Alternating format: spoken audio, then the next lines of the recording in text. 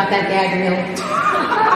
Kristin, do we want to talk about your laugh? I don't know if we need to discuss this anymore. We totally do. That's what we're like every day. Yeah, pretty much. Well, since there were a lot of love scenes in there that went awry, let's talk a little bit about that. Because a lot of shows wouldn't be brave enough to put two characters together in the first season. So talk about what that's like for you guys and how you guys arrived at that decision. Us guys? All of you. Everybody. You want to take it away? We did. We had a lot of discussions about it, and we really want the show to be about love and about romance and about these two being drawn to each other, and we felt like we couldn't do it unless it felt false to keep them apart for so long. It started feeling like, and you guys online, it felt like, what are they waiting for? And for you guys, what was it like, the dynamic change on set? Well, I just wanted the fans to stop harassing us on Twitter about it. So I would email Jen and Sherry and say, just make the kiss happen. Yeah, it was nice to be able to bring that relationship to that point and not play the will they won't they for a really long time. And it means we've got a lot of places to go from here. Well, speaking of the fans harassing you about things, you guys have the best fans ever. Yeah. We do. We definitely do. So talk a little bit about that and how important they were in bringing the show back for season 2. I mean, every online award, it feels like you would be writing and tired, and somebody would come in and say, "You guys we just won another award," and that's because of BCs. And they're so passionate. I mean, we won the People's Choice Award last year for Best New Show by apparently a landslide, and that was huge for getting our show renewed and just the passion that everyone has felt. They like voting online. Yeah. For us. Good voting online, guys. Thank you. Well, one of the things that I love about the show, and I know we've all talked about this at other panels, but is the strong relationship between Tess and Hat. And that's a really big deal. It's something that you really don't see on TV very much. So talk a little bit about that for you and about writing that way. I really like having that, I mean, personally in my life, my closest friends are my girlfriends. And I love working with women, and it's nice to see that reflected on camera. You know, there's two very different, very strong, flawed women that are partners, and they're great at their jobs, and I love that. And what about you guys, about writing that? Well, we're partners as of 4 years, writing partners? Right. We both were writing on our own, and we met each other, and it's been so incredible and I think we felt like, God, this is so great, and we should be writing about it, and I don't know, it's nice when women help each other out. And we also felt like we did get, in the very beginning, there was a lot of questions of these two young women, are they really detectives, is that believable? And Sherry and I were adamant because we're both kind of small and we both have done a lot with our lives and we're partners, and we really did feel like just because they're so pretty doesn't mean that they can't be kick-ass and powerful and all of that. And we really wanted to portray that.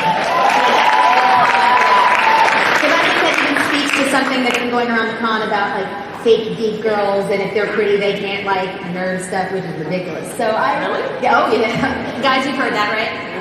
Yeah. It seems really strange. Yeah. So it's really cool to see these two. And also the sister relationship I think is really important. Yeah, the sister relationship is, I feel, very authentic and beautiful. There's like this struggle with Catherine trying to take care of her little sister, and eventually her little sister trying to take care of her, and that dynamic. I really like it. So Jay, how do you feel about all these women? No, it's great. I mean, there's no good it's fantastic. I'm surrounded right now. I am surrounded. Although we have had some more men join the crew as well for season 2, which is nice to balance out and sort of have some male writing blood for Vincent for season 2. No offense. No, we want it. I think it's great and totally important. It's Beauty and the Beast. And the Beast. Yeah, so there's a lot of changes coming up for season 2 in terms of Vincent's character, which I'm very excited about, and a new Beast look even. Well, let's talk about some of the stuff that's coming up for season 2 since you brought it up. Yeah, let's talk about season 2. Kristin, what can you tell us about what's happening with the characters? Well, we start season 2 3 months back from the last time that we've seen Catherine and Vincent after Vincent's been captured finally by Murfield. So there's a lot that has changed. Vincent, I don't want to speak anymore because I'm going to give too much away. Jake Vincent, I mean, we're going to see a more supercharged Vincent. Supercharged, yeah. And yes, we're starting 3 months later and picking up where we're landing and what has everyone been doing and how has Vincent being gone impacted everybody. And this season, I think we're looking at the season as not just a season, but we talk about it's not just playing the season arc, but several seasons, right? We're not just going arc by arc anymore. So it's a bigger mythology this year. We're really focusing on the relationships and testing the relationship. And last year was really about getting them together, and it was about the romance and being together. And this year is about how hard it is to be in love and the work that it takes. And we really did feel like by the end of last year, Vincent wasn't quite a beast. I mean, he was this awesome guy. So this year we are going to see him beastier, and we are going to sort of delve into that and our theme for the year, if we had one, is who am I? So and that would apply for all of our characters. So is the beast, or is Vincent man or beast? What is Catherine? Is she a cop? Is she a friend? What does it mean to be in love with a guy who is like this? And also exploring Catherine outside of her relationship. We're really excited. It's going to be awesome. It's awesome. Well, there's also a little something about your dad. Oh yeah, that minor just Yeah. minor. What can you tell us about that? Should I say? I feel like you guys should talk about it. I know, I'm so scared. I know. Well, at the beginning, no, you're fine. What's up? Talk to you later. Okay. Well, Heather's going to be holding the secret for a little bit. We're going to play that Heather's holding it, and when is she going to tell Kat, and how, and should she?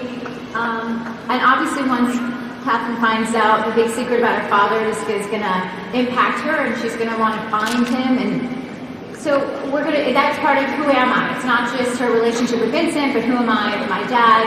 I don't know who my father is. I didn't know who my mother was. But it's juicy, and You'll find out. I don't know. I'm going to give spoilers away, so we're being cagey, but You will learn who your dad is. Yeah, you will learn, and we won't tease it too long. But there will be times where we are ahead of what Catherine knows and Vincent knows in terms of this cool mythology that we're building.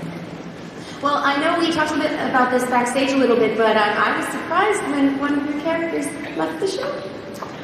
Who's that? Evan? Oh, yeah. Yes. No, but that was a really big deal because it means that no one's really safe. Yeah. So how important is it to have that as part of your writing? Yeah, it feels it feels really important. Of course, Beauty and Beast are safe, but, well, I say that, they're not always safe. But you're not, actually. But yeah, it's being in this world, yes, there is always a threat. And we felt like for Evan, I mean, he came on and it felt inevitable for him because he knew the secret, and it's sort of Close. Yeah, he was so close. So it felt like we had to be honest. And Sherry and I always feel like we try and be, in our writing, as honest as possible, authentic. And it felt like that was the thing. I mean, we were really sad. We loved it. So We miss Max, we're but- wishing it was Should we get a round of applause for him?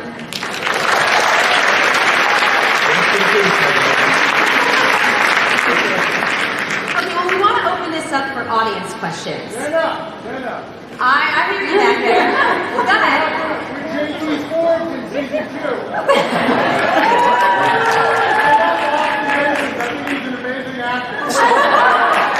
think he's an amazing actor. Guys, Austin basis, who let you in the building? we still need Tums, yes. Yes. Definitely. Oh, JT is going to be an integral part of this season. We feel like last season he was amazing, but we didn't use him enough, and so we keep talking about how we're going to stay there. We're going to, in the question of who am I, we're going to explore that with JT. Why is he always the guy who's here giving up his life for Vincent? Is there a deeper reason that we haven't revealed yet? Vincent has been decided. Maybe not. And then, Yeah, what motivates JT? He definitely is more integral in Kat and Tess's storylines, and we really like the idea of him starting to align himself with Tess as the two, they bond over what it's like to be the sidekick, and sort of the two of them working that out. well, so Which we will be explore super that fun. relationship. Ooh, that sounded like a hint. Take it. What do you think, Austin? Yes, SDCC. Reach out and touch someone. Okay, next audience question. Hi, I'm Sean. Hi, Sean. I was wondering if you could describe the state of Muirfield as an organization at the start of this season 2. Ooh, spoiler. He wants to know about Miracle. Yeah. Well, I know. I don't want to give any spoilers away. Our writers, we've spent a lot of time discussing Muirfield, and we are going to explore exactly what that organization was, because that was a lot of cloak and mirrors last year, and so we want to get into what were they doing, what was the goal. I can't give away yet what's going to happen, but we're going to get into it and blow into all those.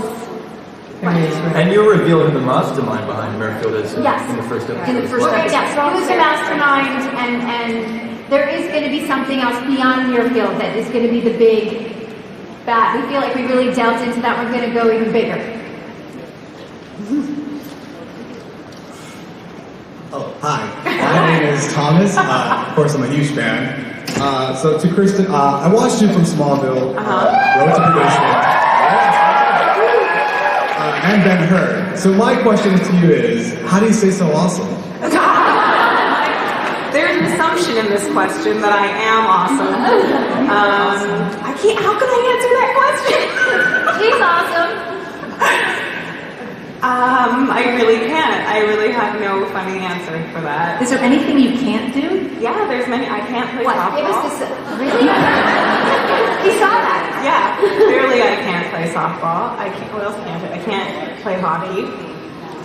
Okay. I think I'm not. Catherine doesn't play hockey. I'm not great socially. Not true.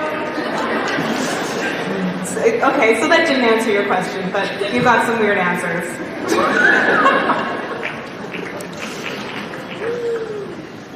Hi, my name is Domo, and my question is actually to Jay. Do you sometimes relate to being the Beast from like the fairy tale to the character you play now? You mean the different versions of the Beast that are out there? Yes. Yeah, I try to incorporate, I guess I don't know if it shines through, but I try to incorporate as much of the old mythology of Beauty and the Beast into what I'm doing, or try and relate it somehow to the scripts that are put in front of us. That kind of keeps it exciting for me, and I always want to keep, little nods to the original mythology and themes of Beauty and the Beast in our show as well, as much as possible. So next season will be red roses everywhere or something. Hi guys, my name is Michelle, and I wanted to know if we're going to be learning anything about Vincent's family this season. Yes. Yes. Absolutely. And early on. Oh, I didn't know that, so that's good. Who is my mommy?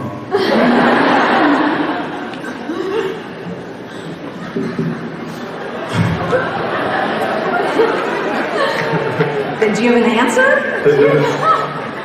Oh, there's some mummies out there for me, eh? Happy Father's Day. There's some mummies. Hi. Hello, my name is Amelie, and I'm an actress. So I'm into science, and I'm wondering if there's going to be any further scientific evolution of the beast and more capabilities that we're going to see in season 2. You are smart.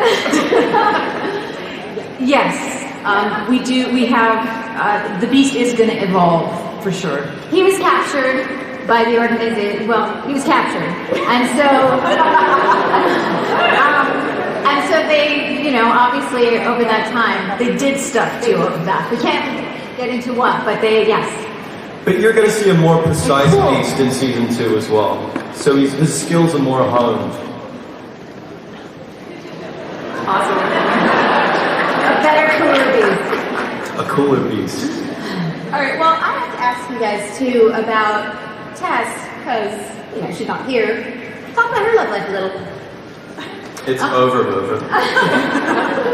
No, we want to explore it. I mean, she is, because of last season, she's no longer with Joe, what happened last season, and we're going to explore that, and we're going to give her new sort of avenues for And that will tap into who am I also? Who do I fall in love with? Who am I attracted to? So lots of cool triangles, and but we're going to get into it because she is going to be a free woman at the start of season 2. Well, I know we were talking a little bit backstage about this, but it's going to change the relationship here between the two of them. Tell us a little bit about what's going to happen there. Well, let me say, Tess is struggling. Tess is struggling with the fact that I think Kat is so taken by Vincent, and it's hard for her to watch this because I think it's easy to judge. It's easy to sort of see it from an outsider's point of view, and so. But she's not judgmental. She's really loves Kat and wants what's best for her. But there is that tension between them. And really, at the end of the day, Tess doesn't care about Vincent. She cares about Kat. So we deal with that a lot, at least in the beginning of the season.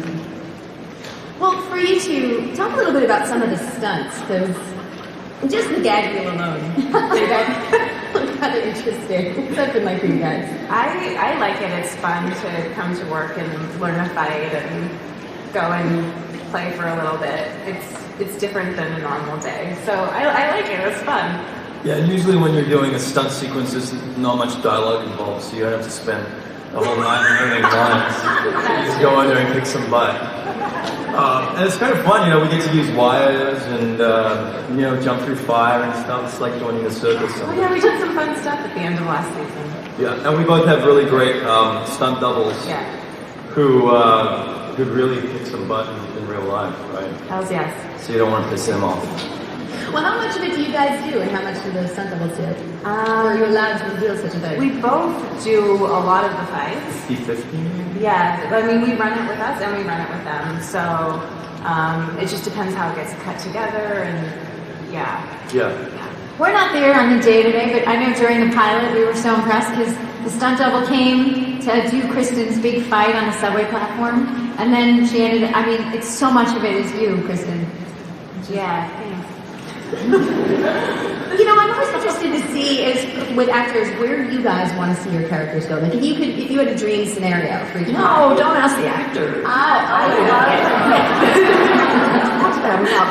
actually love the theme of this entire season, where it's going. I like that we're exploring for Catherine who she is apart from her identification within the relationship. I think that's really important. And I think that it's necessary in order for her to be able to have a healthy relationship in the first place. And I'm excited to play that. What about you? I'm the same. I speak for all of the actors. When we did the read-through the other day, we were really excited about going into season 2 and what you guys put on the table. But I'm excited for Vincent to have a community outside of just being in the warehouse and sort of waiting for Kat and JT to save him in a way, So a lot of his backstory is going to come through, and that deep mythology of who Vincent is going to be weaved into this season. So there's a lot to chew on for me. So in season 1, was there a moment, and this is for all of you, that you think really defined both characters? Thank you. That define both characters. I know there's somewhere along the season where you sort of think, oh, that's the show. Because the first season show, you're trying to find it in the beginning, and you think, oh, it's more procedural. Oh, it's not. When did you think that was? When did I think you figured it out? I think Bridesmaid around Up. episode of Bridesmaid Up when they dance, and that's when I think we figured out as writers on our end. We felt like, oh, that's what the show is. Because it's hard at the beginning. You don't quite know where you're going. It's its own beast after the pilot. It's also no, just for me. It's funny. I'm so in season 2. I'm season 1. I'm so ahead. When do you think your character? I was thinking. I forget the name of the episode. The one with Alex, with the Cold Turkey. Cold Turkey. That was when you guys. Cold Turkey. That episode for Catherine, I thought really defined her character. She was willing to do what was right, even though it was uncomfortable and might not be the best thing for her heart. Or that's you? Mine's coming in season 2. That was an excellent answer. Is there anything you guys can tease about characters that we haven't seen yet that we're going to see in season 2? Wasn't prepared for that one. Impossible. Characters, I mean, we have some exciting characters coming in. We have a cool guy. We have a cool girl. Are there any other beasts coming? We don't want to give that away either, but we do. We will have stuff. There will be new characters. Season They 2 will is be awesome. cool. I will say we're so excited to have this opportunity because it feels like now we know what the show is, only it's better this year. It feels like 2.0, not just season 2. Beast 2.0. Do you guys, now that you two are on Twitter, do you guys ever get suggestions from fans for storylines or what they want to see? No. We're only 2 weeks in. We're still basically Twitter virgins, but We'll take any idea. A good idea is a good idea. we get a little feedback, like what they didn't like last season, and we agree. A lot of stuff will be, oh, good, we did that. We're taking care of that. But we can't tweet back, okay, we did it. Good job.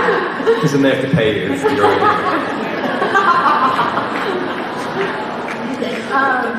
But it's always good to hear what fans respond to, and we do hear it. That we do listen. A lot of times it feels like it's good and validating if we have a gut about something. We're not sure if, I don't know if we're going to get it through the system. We sort of think, well, we're bolstered by the beasties.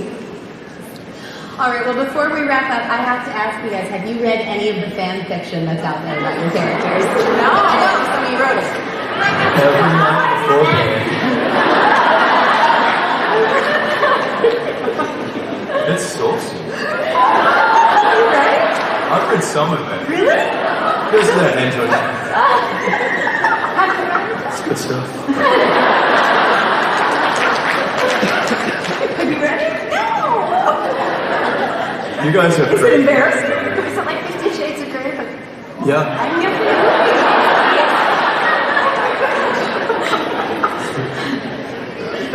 Yep. You reveal something you probably shouldn't have revealed. Well, I mean, standards and practices won't let us do that, so I understand. It's like getting the Beast on HBO, yeah.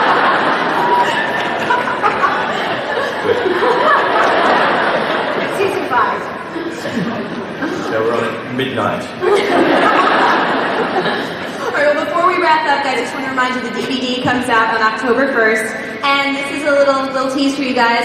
There'll be more information August 1st, but on the Beauty and the Beast Tumblr page, we're going to be doing a fan art contest. Boom. So start drawing. All right, guys, a big round of applause for Jennifer Levin.